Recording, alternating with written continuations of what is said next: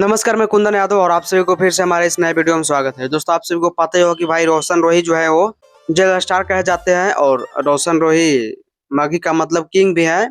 मतलब ऐसा लोग कहते हैं, लेकिन हम तो आशीष यादव को मानते हैं किंग। और जो है आशीष यादव बैक टू बैक गाना देते रहते हैं, लेकिन उसके बाद रोशन रोही का भी सॉन्ग आ रहा है जो कि अक्षरा सिंह के साथ आ रहा है और बहुत ही बवाल गाना आ रहा है अक्षरा सिंह के साथ।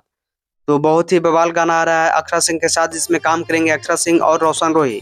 मतलब हम कह सकते हैं कि रोशन रोही और अक्षरा सिंह का माघी इंडस्ट्री में भाई पहली बार जोड़ी देखने को मिलेगा। हालांकि अक्षरा सिंह तो पवन सिंह की पत्नी भी है और खेसारी यादव के साथ में काम भी कर चुकी है। तो अब उसके बाद काम करने के बाद अब रोशन रोही के साथ गाना आने वाला है। और क्या लगता है आप लोगों को कि क्या गाना कैसा रहेगा?